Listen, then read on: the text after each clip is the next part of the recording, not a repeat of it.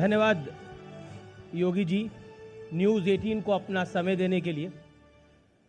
ये एक ऐसा सेशन है, ये एक ऐसा साक्षात्कार है जिसका इस समय पूरा देश इंतजार कर रहा है और इसके कई कारण भी हैं। निश्चित तौर पर आने वाले कुछ महीनों में देश का सबसे बड़ा विधानसभा चुनाव है उत्तर प्रदेश। कहते हैं 2024 का रास्ता 2022 के उत्तर प्रदेश के चुनाव से निकलेगा। इसीलिए ये प्रदेश भी महत्वपूर्ण है, ये चुनाव भी महत्वपूर्ण है। लेकिन पिछले कुछ दिनों में जो घटनाक्रम हुआ, इसलिए भी ये साक्षात्कार महत्वपूर्ण है क्योंकि पहली बार योगी आदित्यनाथ लखीमपुर के इंसिडेंट के बाद किसी टेलीविजन न्यूज चैनल पर अपनी बात रखेंगे। अभी तक हमने विपक्ष को सुना है, विपक्ष क्या कह रहा है, अभी तक हमने तमाम बातें सुनी है, तमाम वीडियो देखे हैं, लेकिन पहली बार योगी आदित्यनाथ क्या सोचते हैं उस वाक्य के बारे में, उनके मन की बात क्या है, उनके दिल की बात क्या है, उसको भी जानेंगे। लेकिन आज हम योगी आदित्यनाथ जिस कर्मस्थली से निकले यानी गोरखपुर से, उस स्थान पे मौजूद हैं क्योंकि हम पूर्वांचल के गोरखपुर में मौजूद हैं। योगी जी अभिनंदन है आपका न्यूज़ 18 में। अवश्य धन्यवाद आपको, आप गोरखपुर में आए हैं। आपकी लखनऊ अब कर्मस्थली है, अब आप लखनऊ में रहते हैं, वहाँ काम करते हैं, मुख्यमंत्री हैं। लेकिन मेरे मन में ये सवाल है कि मन में लखनऊ ज़्यादा है या गोरखपुर ज़्यादा है, दिल के करीब कौन है? गोरखपुर गोरखपुर है और लखनऊ लखनऊ है, इसलिए दोनों में कोई तुलना नहीं की जा सकती है। लखनऊ प्रदेश की व्यवस्था के संचालन का केंद्र है, गोरखपुर मेरी आध्यात्मिक ऊर्जा का केंद्र बिंदु है और मैं दोनों को साथ लेकर के चलता हूँ। एक से ऊर्जा मिलती है और एक के माध्यम से लोक कल्याण के कार्यों को प्रदेश के 24 करोड़ लोगों तक पहुँचाने का एक हमारे पास सशक्त माध्यम बनता है। और पूरी ईमानदारी और पूरी प्रतिबद्धता के साथ हम लोगों ने दमदार तरीके से प्रदेश सरकार की उपस्थिति गांव-गांव और घर-घर तक पहुंचाई है। पिछले कुछ दिनों में एक विवाद भी बहुत ज़्यादा मीडिया में भी छाया रहा और उससे भारतीय जनता पार्टी पर भी बहुत सवाल खड़े हुए, आपकी सरकार पे भी बहुत सारे सवाल खड़े हुए। मैं लखीमपुर खीरी में जो वायलेंस हुई, एक एक्ट ऑफ वायलेंस हुआ, उसके संदर्भ में मैं आपसे सवाल पूछना चाहता हूँ, क्या कहना चाहते हैं आप उस विषय पर? देखिए, लखीमपुर खीरी की घटना ये दुखद और दुर्भाग्यपूर्ण है जी, और सरकार उसकी तह पर जा रही है। लोकतंत्र में हिंसा का कोई स्थान नहीं। जब कानून सबको सुरक्षा प्रदान करने की गारंटी दे रहा है तो कानून को हाथ में लेने का अधिकार किसी को नहीं, चाहे वो कोई भी हो, चाहे वो कोई भी हो, मंत्री हो, उसका बेटा भी हो। मैंने कहा कोई भी हो, कानून सबके लिए समान है और कानून सबके के साथ समान रूप से व्यवहार भी करेगा। लेकिन हाँ, ये माननीय उच्चतम न्यायालय की स्थापित रूलिंग है कि गिरफ्तारी के पहले आपके पास पर्याप्त साक्ष्य भी होने चाहिए। हम किसी व्यक्ति के आरोप पर अनावश्यक किसी को गिरफ्तार भी नहीं करेंगे, लेकिन हाँ, अगर कोई दोषी है तो उसको छोड़ेंगे भी नहीं, वह कोई भी क्यों ना हो। और ये सरकार का संकल्प है, हम लोगों ने प्रदेश के अंदर यही किया। जिनके खिलाफ भी कार्रवाई हुई, जिनके खिलाफ भी साक्ष्य मिले, वह व्यक्ति कोई भी रहा हो, हमने उसके खिलाफ कार्रवाई करने में कोई गुरेज नहीं की। वह भले ही भारतीय जनता पार्टी का विधायक रहा हो या फिर विपक्ष का विधायक या किसी पद पर बैठा हुआ कोई व्यक्ति, हम लोगों ने इसमें कार्रवाई करने में कोई गुरेज कभी नहीं की है। और लखीमपुर खीरी की घटना में भी यही सरकार कर रही है और यही की भी है। देखिए, पिछले कुछ दिनों में प्रियंका वाड्रा यहाँ थी, राहुल गांधी भी एक दिन के लिए इधर आए, भूपेश बघेल भी आए, चन्नी जो पंजाब के मुख्यमंत्री जी हैं वो भी इधर पधारे। लगातार नेता आते गए, जयंत चौधरी भी सीतापुर जाना चाह रहे थे, अखिलेश यादव भी सीतापुर जाना चाह रहे थे, लेकिन विपक्ष का आरोप है कि उन्हें रोक लिया गया क्योंकि बीजेपी की सरकार केंद्र में और जो यूपी में बैठी है, यानी दिल्ली की सरकार और लखनऊ की सरकार कुछ गलत कर रही है, इसलिए छुपाना चाहती है। देखिए, हम कुछ भी नहीं छुपाना चाहते। फिर जाने क्यों नहीं दिया गया? हमारे पास जो तहरीर आई थी, हमने उस तहरीर के अनुसार मुकदमे दर्ज किए। जी, एक, इस प्रकार के मामलों में सरकार की पहली प्राथमिकता होती है शांति और सौहार्द बनाना है। जी, हमारे विपक्ष के जो मित्रगण हैं, ये कोई सद्भावना के दूत नहीं थे, और इनमें से बहुत सारे चेहरे तो ऐसे हैं जो इस उपद्रव और इस हिंसा के पीछे भी शामिल होंगे। एक बार तथ्य सामने आने दीजिए। दूध का दूध और पानी का पानी हम सबके सामने रखेंगे। बीजेपी के प्रवक्ता ने कहा, बीजेपी के एक नेता ने कहा और एक यूपी सरकार के मंत्री ने बोला कि ये पॉलिटिकल टूरिज्म के लिए आए हुए हैं। नहीं, मैं वही कह रहा हूं ना जी, सवाल ये कोई सद्भावना के लिए वहां नहीं जा रहे थे। मुझे एक बात बताइए, छत्तीसगढ़ के मुख्यमंत्री अपने छत्तीसगढ़ को तो संभाल नहीं पा रहे हैं। छत्तीसगढ़ में पुलिस की गोली से कुछ किसान मारे जाते हैं, उनके प्रति उनके मन में कोई भी अनुराग नहीं, उनके प्रति कोई सहानुभूति नहीं,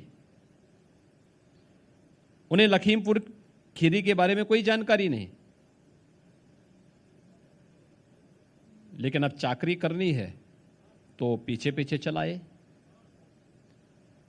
वो तो 50 लाख रुपए देके गए हैं। इसी प्रकार से जी, पंजाब के मुख्यमंत्री अपने पंजाब को संभाल नहीं पा रहे हैं। वो तो अभी बने हैं। और मैं क्या कर रहा हूं ना, अभी बने हैं, वहां संभाल नहीं पा रहे हैं। उसमें भी कौन डीजीपी होगा, कौन चीफ सेक्रेटरी होगा, अभी यही नहीं तय कर पा रहे। इससे बड़ा शर्मनाक क्या हो सकता है कि कोई मुख्यमंत्री इस बात के लिए तरस रहा है कि साहब डीजीपी कौन होगा, वो अपना डीजीपी नहीं बना सकता, अपना चीफ सेक्रेटरी नहीं बना पा रहा है। पंजाब के अंदर किसानों के साथ, पंजाब के साथ, पंजाब के नागरिकों के साथ जो व्यवहार हो रहा है उसको संभाल नहीं पा रहे हैं। अपने आंतरिक झगड़ों में वे इतने त्रस्त हैं कि उससे पिंड छुड़ाने के लिए उन्होंने भी वही रास्ता अपनाया जो छत्तीसगढ़ ने अपनाया है।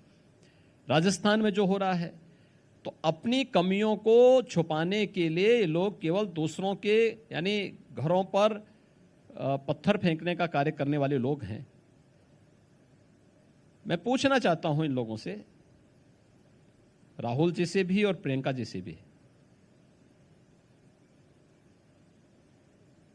मार्च 2020 से कोरोना से प्रदेश भी देश भी त्रस्त है। उत्तर प्रदेश देश की आबादी का सबसे बड़ा राज्य है। मैं अखिलेश जी से ही पूछना चाहता हूं ये प्रश्न। 24 से 25 करोड़ की आबादी उत्तर प्रदेश में रहती है। कोरोना हमारे लिए सबसे बड़ा क्रिटिकल पॉइंट था, क्योंकि इतनी बड़ी आबादी जी, और हम ये भी जानते थे कि इस महामारी के बाद जो पलायन होगा अन्य राज्यों से, उत्तर प्रदेश उससे सबसे ज्यादा प्रभावित होने वाला है। मैं पूछना चाहता हूं कि कांग्रेस हो, सपा हो, बसपा हो या कोई भी राजनीतिक दल हो, इन लोगों में से कितने ऐसे राजनेता थे जो आज जो ये पॉलिटिकल टूर कर रहे हैं, ये पॉलिटिकल टूर की बजाय उस समय उत्तर प्रदेश की जनता के सुख दुख में कितने लोग सहभागी बने थे? इनमें से कोई नेता मुझे बताते दें किसी जिले का अब हम सहभागी बनने के लिए आए थे तो हमें रोक दिया गया। मैं वही पूछना चाहता हूं। प्रियंका जी से तो सर्किट हाउस में कह रहे झाड़ू भी लगवा दिया गया। देखिए, जनता उनको उसी लायक बनाना चाहती है और जनता ने उसी लायक उनको बना दिया है। सवाल यह है कि इन लोगों के पास उपद्रव करने और नकारात्मकता फैलाने के सिवाय कोई कार्य नहीं। कोरोना कालखंड में इनके किसी के दर्शन नहीं हुए।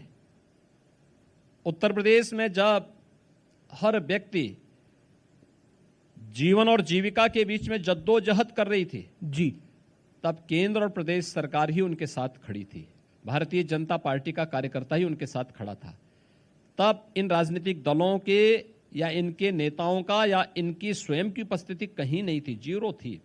और ये मार्च 2020 से लेकर के मैं कह सकता हूं कि अक्टूबर 2021 के बीच में भी यही स्थिति थी। लेकिन अचानक उनकी नींद खुली उनको लगा कि लखीमपुर खीरी एक बहाना है, लेकिन ऐसा नहीं हो पाएगा। उत्तर प्रदेश की लेकिन क्या जनता, आपको लगता है उत्तर प्रदेश की जनता, देखिए सरकार की प्राथमिकता होती है शांति और सौहार्द बनाना। पहले सरकार ने वही किया। ये किसी इस सद्भावना के दूत नहीं थे, ये दुर्भावनापूर्ण तरीके से वहां पर विद्वेष और वहां पर आपसी वर्ग संघर्ष की स्थिति पैदा करना चाहते थे, जो हम प्रदेश के अंदर नहीं होने देना चाहते थे और कतई नहीं होने देंगे। तीसरा, इन लोगों के जाने के बाद पब्लिक की जो प्रतिक्रिया थी, पीड़ितों की जो प्रतिक्रिया थी, ये भी आपने देखा होगा। सबने बहुत तीखी प्रतिक्रिया व्यक्त की थी कि सरकार ने हमें मदद की है, सरकार के कार्यों से हम पूरी तरह संतुष्ट हैं, कृपया हमारे मामले में राजनीति न की जाए। ये पीड़ित परिवारों ने स्वयं कहा, या सभी पक्षों ने इस बात को उनकी दलील थी, मैंने सवाल पूछे उनसे भी, उनकी दलील थी कि हम तो दुख बांटने के लिए जाना चाहते थे, किसी के यहाँ मौत होती है तो दुख बांटने जाया जाता है। अगर हम मदद करना चाहते हैं यूपी के अंदर लखीमपुर में कुछ, आपके सवाल वाजिब हैं। कवर्धा में जो जिसे कहते हैं धार्मिक संघर्ष हमें देखने को मिल रहा है छत्तीसगढ़ के अंदर, वो एक बड़ा इंसिडेंट हुआ है, उसमें कोई दो राय नहीं है। लेकिन उनका कहना था कि अगर हम लखीमपुर में किसी की मदद कर रहे हैं तो बीजेपी वालों को तकलीफ क्यों हो रही है? नहीं, सवाल यह है कि आप अपने कवर्धा को क्यों नहीं संभाल पा रहे हैं? क्या वहां सहानुभूति व्यक्त करने के लिए गए? जिन किसानों को गोली से वहां भूना गया छत्तीसगढ़ में, क्या उनके साथ ये कभी खड़े हुए? उनके साथ तो कभी नहीं खड़े हुए। पर यहाँ आप जानते हैं प्रियंका वाड्रा हैं और प्रियंका वाड्रा महासचिव हैं, एक ये भी कारण हो सकता है। सिद्धू भी आ रहे थे, ये लोग 1000 गाड़ियों के साथ कोरोना काल खंड में भी आ सकते थे। कोरोना में जब प्रथम लहर कोरोना की आई थी तब भी लोग आ सकते थे। 40 लाख प्रवासी कामगार उत्तर प्रदेश के अंदर आए, उनके प्रति भी इनकी सहानुभूति होनी चाहिए थी। तब नहीं, तब झूठे हमें 1000 बसेज के नंबर दिए थे कांग्रेस ने, तो उन बसेज को बॉर्डर पे लगाना है प्रवासी कामगार और श्रमिकों को सुरक्षित घरों तक भेजने के लिए।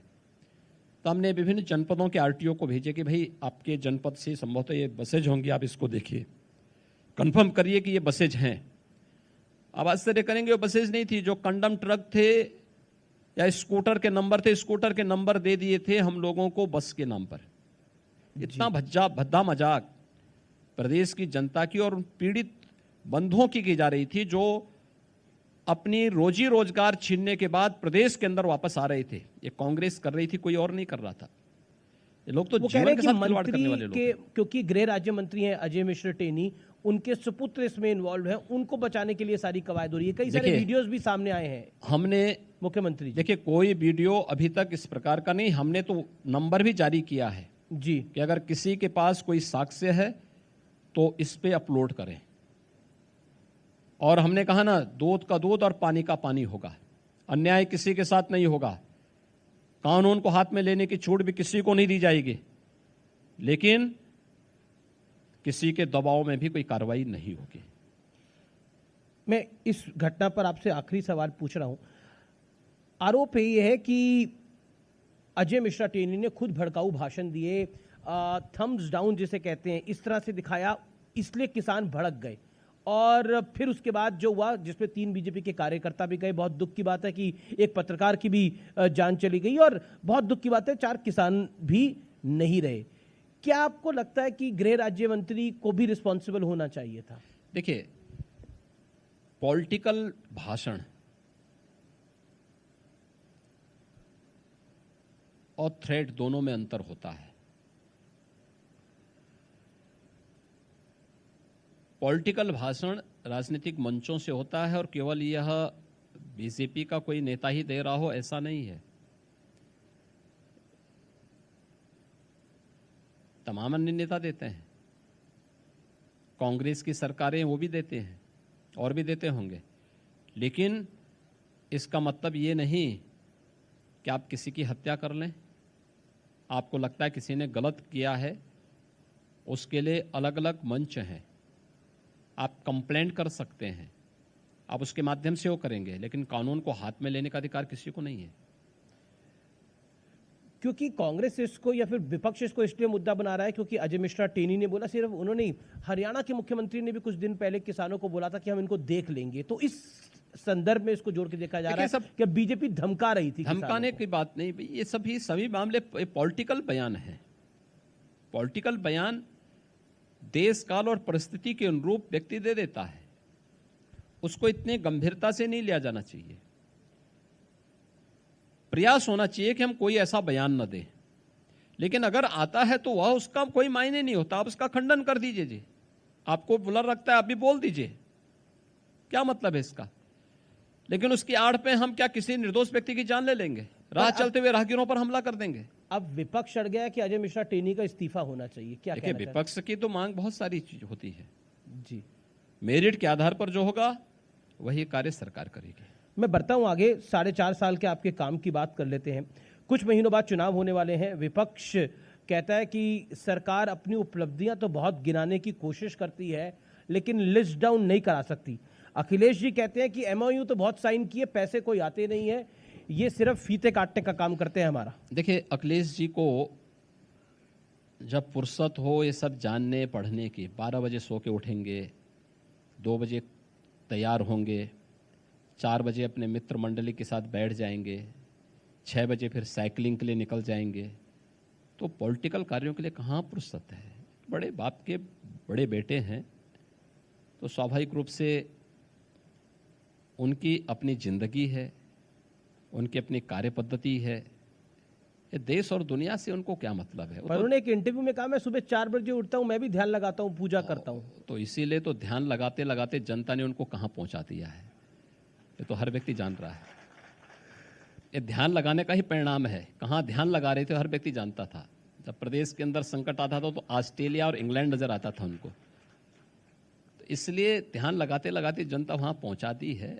उनका कहना है कि घूमने का शौक है, इसमें घूमने पे क्यों योगी जी भी घूमा करें? इससे हम मना कहाँ कर रहे हैं जी? जी, घूमने के लिए कौन रोक रहा? आप ऑस्ट्रेलिया में द्वीप खरीदे होंगे, द्वीप में रहिए ना, आराम की ऐसो आराम की जिंदगी चाहिए, कौन आपको रोक रहा है? भगवान चाहे, मैं तो चाहूंगा कि जिंदगी भर वह ऑस्ट्रेलिया के किसी द्वीप में मटर गश्ती करें, यूरोप में जाकर के अपनी छुट्टियां मनाएं, खूब फुर्सत के साथ मनाएं। तो आपको छुट्टी मनाने में तकलीफ है? मतलब मुझे कोई तकलीफ नहीं। मुझे क्यों तकलीफ होती? मुझे तो प्रसन्नता होगी कि हमारा उत्तर प्रदेश का एक व्यक्ति अब प्रवासी भारतीय हो गया है ऑस्ट्रेलिया में। आपका छुट्टी का मन नहीं करता? आप छुट्टी पे नहीं जाते? देखिए, मैं अगर मुझे छुट्टी लेनी होती जी तो मैं सार्वजनिक जीवन में नहीं आता। लोक कल्याण का पथ छुट्टी का पथ नहीं है। अपने कार्यों के माध्यम से, अपने पुरुषार्थ के माध्यम से आम जन की सेवा ही हमारी संतुष्टि का आधार होता है। अगर आम जन की थोड़ी भी सेवा कर लेते तो मान लेते हैं कि हाँ कुछ किया है। व्यक्तिगत जीवन हमारा कुछ भी नहीं होता है, कोई मायने नहीं रखता है, और न हम व्यक्तिगत जीवन में कोई भी इस प्रकार की चीजों को कोई इस प्रकार का स्पेस रखते हैं। आपकी सरकार का एक बड़ा दावा है, और 2022 में जिसको बीजेपी चुनाव में भी लेके जाएगी, आपने भी कई बार कहा है, बीजेपी के पदाधिकारियों ने भी कई बार बोला है कि कानून व्यवस्था पे हमने बहुत काम किया है। लेकिन पिछले कुछ दिनों पर में आपको कानून व्यवस्था के मुद्दे पे बहुत घेरने का प्रयास हो रहा है। अखिलेश यादव कहते हैं कि यहाँ ठोक तंत्र की सरकार चल रही है। हाल ही में गोरखपुर में जो इंसिडेंट हुआ उसको भी उन्होंने गिराया। क्या कहना चाहते हैं आप? देखिए, जो आपकी सबसे बड़ी उपलब्धि होगी, हमले भी उसी पे होंगे। पब्लिक जिसको एप्रिशिएट कर रही है और जो आपकी छवि को बदल रहा है, हमले उसी पे होंगे। उत्तर प्रदेश की कानून व्यवस्था देश के लिए एक नजीर बनी है, एक स्थापित सत्य है, 4.5 वर्ष का एक स्थापित सत्य है। हर व्यक्ति इस बात को स्वीकार करता है। अखिलेश जी कहते हैं कि हमें बताना पड़ता है, फिर ही कार्रवाई होती है। बताने की आवश्यकता नहीं, उनसे पहले ही कार्रवाई हो चुकी होती है। अखिलेश जी तो जब सो के उड़ते हैं तब तक कार्रवाई हो चुकी होती है। और ठोक तंत्र की सरकार आई है तो आप पे बहुत बड़ा ब्लेम लग रहा है बार बार कि आप सबको ठोक देते हैं। देखिए, ऐसा क्यों? विपक्ष की पीड़ा यही है कि जिन पेशेवर अपराधियों और माफियाओं को ये लोग गले लगाते थे, जो यहाँ के गरीबों का, यहाँ के व्यापारियों का या सार्वजनिक संपत्ति को जबरन हड़पते थे, उसको अपना जन्मसिद्ध अधिकार मान लेते थे, आज उन पेशेवर अपराधियों और माफियाओं को जेल के अंदर भेज दिया गया है, या वे प्रदेश छोड़ करके जा चुके हैं या कहीं और जा चुके हैं। तो स्वाभाविक रूप से इसमें इनका परेशान होना स्वाभाविक है। तो उनकी परेशानी जब वो इस बात को कहते हैं तो उनके चेहरे की लकीर को पढ़ करके आप बोल सकते हैं कि आखिर इनकी पीड़ा कहाँ झलक रही है। मैं एक आपको आंकड़ा बताता हूं, जो असद ओवैसी साहब हैं, आपको बहुत प्रेम करते हैं वो। ओवैसी साहब ने कहा कि ऐसी ठोक तंत्र की सरकार है कि 35% जो टोटल एनकाउंटर हुआ उसमें 35% तो मुसलमानों को ठोक दिया इन लोगों ने। ओवैसी साहब को बोलना चाहिए, एक कश्मीर में जो हो रहा है ना, कभी वहां भी सहानुभूति व्यक्त कर देते तो लोग उनको नेता मानते हैं। आपको लगता नहीं कश्मीर में क्या हो रहा है? बिल्कुल, बहुत ही दुखद घटना है, जिस तरह से चिन्हित करके धर्म के आधार पर करके हिंदू और सिखों को निशाना बनाया जा रहा है। जो लखीमपुर खीरी में हिंदू और सिखों को लड़ाने का कुत्सित प्रयास कर रहे हैं ना, इनको कश्मीर का आईना दिखाना चाहिए। वहां पर इनको तालिबान के कृत्यों का आईना दिखाना चाहिए। और प्रदेश के अंदर लखीमपुर खीरी के मुद्दे का राजनीतिकरण कौन कर रहे हैं? जो तालिबान का समर्थन काबुल में कर रहे हैं। ये वही चेहरे हैं, ये मिलते जुलते चेहरे हैं। यहां पर हिंदू और सिखों में वैमनस्यता पैदा करने का प्रयास कर रहे हैं। कश्मीर में हिंदू और सिखों की निर्मम हत्या को पर मौन होते हैं, और काबुल में हिंदू, सिख और अन्य अल्पसंख्यक समुदाय पर होने वाले अत्याचार पर ये लोग तालिबान का बेशर्मी के साथ समर्थन करते हैं। क्या आपको लगता है ये 1990 वाला दौर है जब कश्मीरी पंडितों को बाहर वहां से निकाला गया था? देखिए, 1990 अब बहुत दूर जा चुका है, पर टारगेटिंग नया भारत है। पर एक घटना हो सकती है, अब वहां पर कोई भी कश्मीरी पलायन नहीं कर सकता कश्मीर से। आज भारत के अंदर एक मजबूत सरकार है, मोदी जी के नेतृत्व में, माननीय गृह मंत्री जी के नेतृत्व में। आंतरिक सुरक्षा पहले की तुलना में कई गुना सुदृढ़ हुई है। जिसने किया है वो भुगतने को भी तैयार हो गया होगा, वो भुगतेगा भी। आज कोई ऐसा नहीं कर सकता है। आपने बड़ा महत्वपूर्ण पॉइंट बोला। आपने बोला कि लखीमपुर में एक प्रयास था हिंदुओं और सिखों को भिड़ाने का, या फिर दंगे जैसी स्थिति थी। ऐसे बयान हमने देखे पीछे, काफी नेताओं के भी आए, खासतौर पर बीजेपी के। क्या आपको लगता है कि ये एक ढांचा है जिसके इर्द गिर्द घुमाना चाहता है कोई? देखिए, क्योंकि जब ये लखीमपुर की घटना हुई, हमने देखा कि कनाडा से पन्नू, जो कि खालिस्तान के लिए बहुत एक्टिव है, उसने भी बयान दिया कि योगी को घेर लो, नरेंद्र मोदी को घेर लो, वक्त आ गया है अब। देखिए, ड्रोन लगाओ, ट्रैक्टर लगाओ। देखिए, मुझे लगता है कि गलतफहमी सबको दूर करनी चाहिए।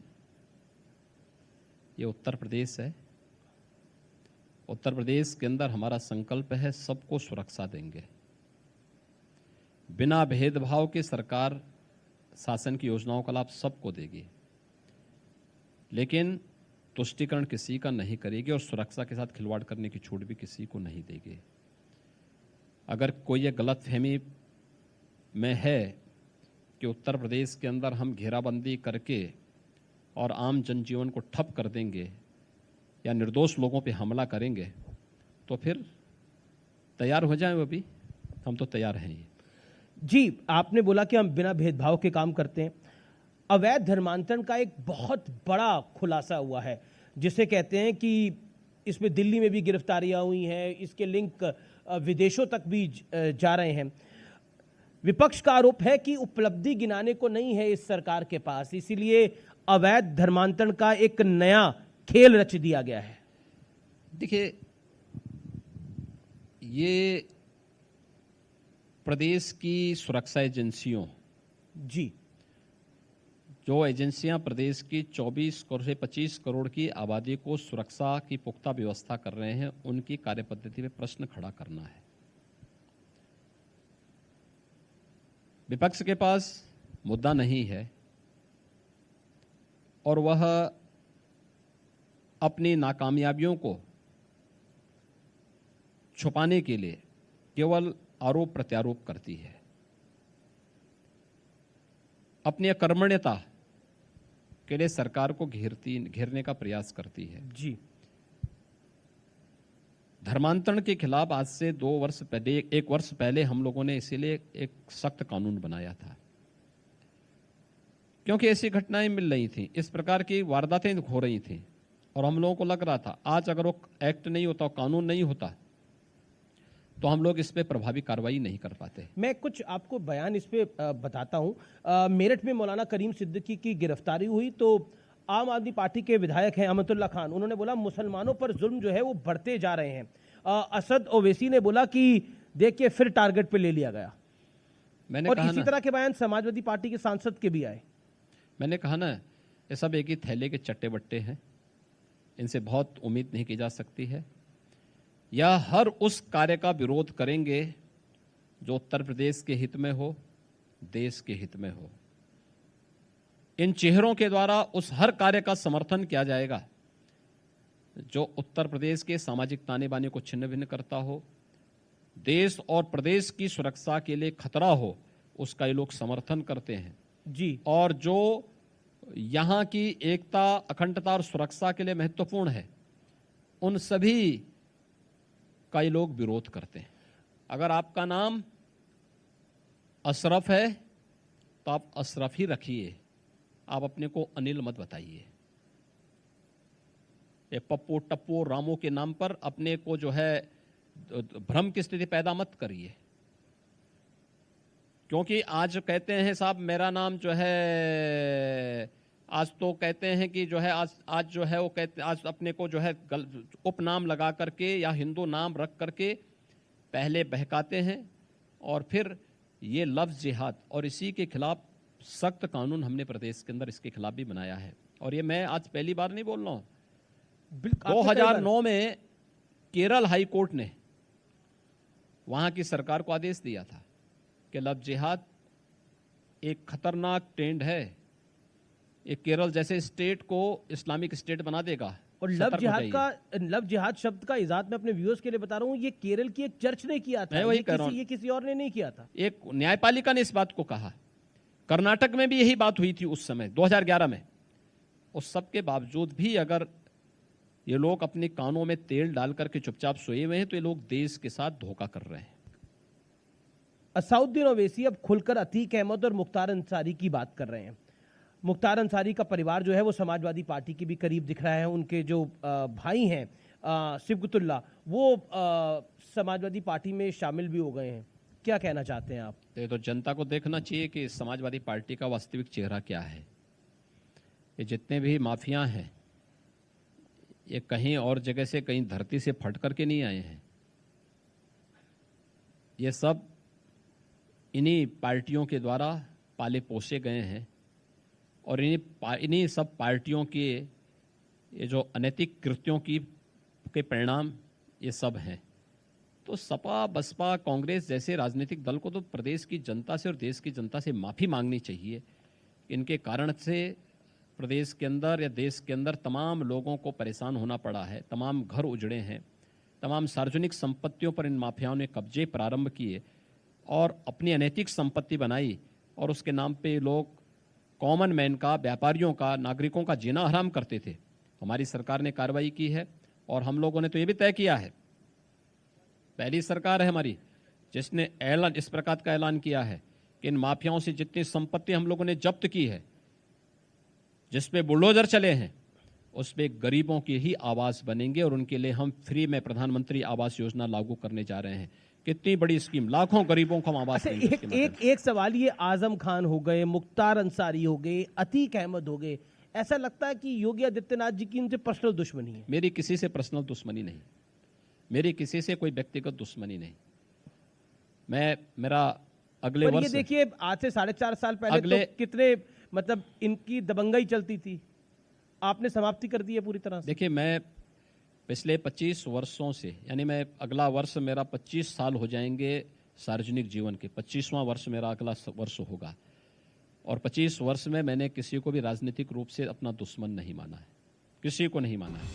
उत्तर प्रदेश का सौभाग्य है कि राम और कृष्ण यहाँ जन्म हुए, ये उनकी लीला भूमि भी है और मर्यादा पुरुषोत्तम भगवान श्री राम और श्री कृष्ण के प्रति जिस प्रकार की टिप्पणी 2005 में सुप्रीम कोर्ट में अपने शपथ पत्र के माध्यम से कांग्रेस सरकार ने दिया था, क्या ये उत्तर प्रदेशवासी भूल जाएगा कांग्रेस के इस कृत्य को? जब ये देश से बाहर जाते हैं तब भारत की निंदा करते हैं, क्या इनके इस कृत्य को भूल पाएंगे? तो मेरे प्रति बोल रहा है तो कौन बुरी बात? जो राम और कृष्ण को नहीं छोड़ते हो योगी के खिलाफ बोलें तो उसमें कौन बुरी बात है?